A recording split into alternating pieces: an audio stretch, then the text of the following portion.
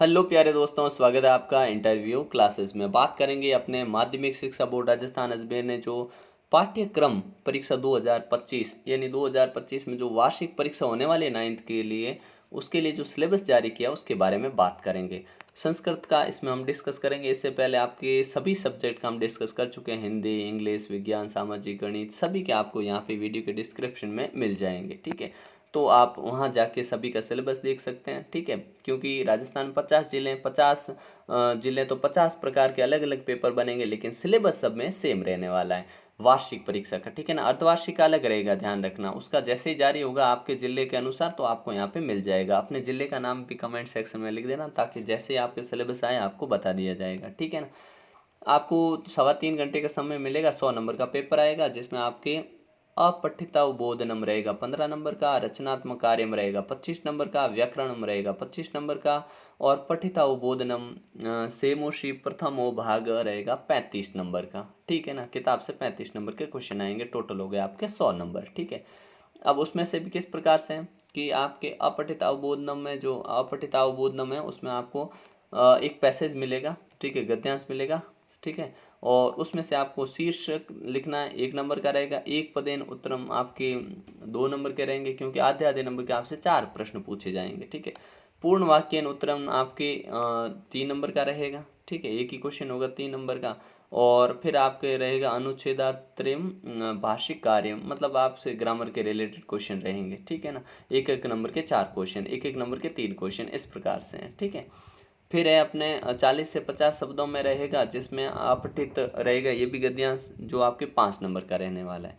उसमें भी यही चीज़ है कि एक पदेन उत्तरेन, पूर्ण वाक्यन उत्तरेन। ठीक है ना, और अनुच्छेद आधारितम भाषिक कार्यम। ठीक है, इस प्रकार से हैं। फिर आपके नेक्स्ट जो है, ये आपको भाषिक कार्यों में इनका ध्यान रखना, जिसमें आपके कृत वाक्य, कृत क्रिया पद चयनम, कृत क्रिया अनुवंती, विशेषण विशेष्य अनुवंती। ठीक है ना, फिर रचनात्मक कार्य में क्या रहेगा आपको, ये बहुत इंपॉर्टेंट है, इसका ध्यान रखिए, क्योंकि आपके 25 नंबर का आने वाला एग्जाम है, जिसमें आपको संकेताधारित अभिनंदन पत्रम, ठीक है, वर्धनाम पत्रम, निमंत्रण पत्रम और प्राचार्य प्रति प्रार्थना पत्रम, ये सब लिखने 5 नंबर का। फिर है संकेत आधारित वार्तालाप अथवा अनुच्छेदनम। ठीक है ना, संकेत आधारित आपको वार्तालाप करनी है, शब्द दे देंगे शुरुआत करके, आपको उसको पूरा करना है। फिर आपको चित्र वर्णन भी दे सकते हैं 5 नंबर का। फिर है कथा क्रम संयोजनम, मतलब एक आपको कथा देंगे, 8 लाइनें दे सकते हैं, 4 लाइनें दे सकते हैं, उनको आपको सीक्वेंस में लगाना। उल्टी टेढ़ी दे रखी है, आपको पहले नंबर पे कौन सी है, दूसरे पे कौन सी है। ठीक है ना, ऐसे आपको नंबर वाइज लगानी होती है उनको। ठीक है ना, फिर नेक्स्ट है आपके अनुवाद, मतलब हिंदी भाषा में आपको अनुवाद करना है। ठीक है, जिसमें आपको 8 वाक्य होंगे, इसके से 6 का करना पड़ेगा। फिर व्याकरण के अंदर आपको रिक्त स्थान वाले वगैरह क्वेश्चन मिलेंगे, लेकिन व्याकरण के टॉपिक कौन कौन से रहेंगे उसमें देखिए, जिसमें आपके स्वर संधि, दीर्घ, गुण, यण, वृद्धि, ये रहेगा। विसर्ग संधि में आपको ये जो टॉपिक है ये दे रखे, ये मिलेंगे। समास आपको मिलेगा, कारक आपको मिलेगा 3-3 नंबर के। ठीक है, प्रत्यय हो गया, आपके धातु रूप हो गया, ये सब आपको यहाँ मिलने वाले हैं। फिर शब्द रूप वाणी में आपको ये 3 नंबर का रहेगा टॉपिक आपके। ठीक है, फिर आपको संख्याओं याद रखनी है, संख्याएं। ठीक है ना, संख्याएं आपको 2 नंबर के क्वेश्चन यहाँ से पूछे जाएंगे। फिर सर्वनाम जो टॉपिक है उससे भी 2 नंबर के क्वेश्चन पूछे जाने वाले। उपसर्ग का परिचय, ये भी आपसे 2 नंबर का पूछा जाएगा।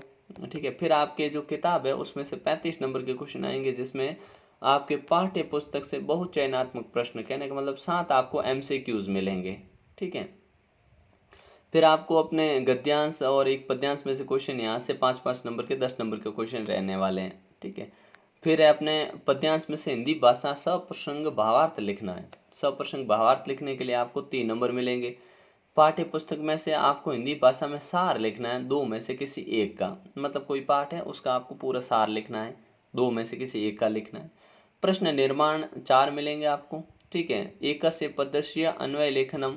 ठीक है, अन्वय लेखन आपको आएगा। ठीक है, पाठ्य पुस्तक श्लोक द्वय लेखनम, मतलब 2 श्लोक आपको लिखने होंगे जो उस प्रश्न पेपर में नहीं हो। ठीक है ना, और फिर रहेगा शब्दार्थ लेखनम चतुराणम। ठीक है, 4 शब्दार्थ लिखने भी आपको मिलेंगे। ठीक है, तो इस प्रकार से ये आपका संस्कृत का सिलेबस रहने वाला है, और इसी के अनुसार आपको वार्षिक परीक्षा की तैयारी करनी है।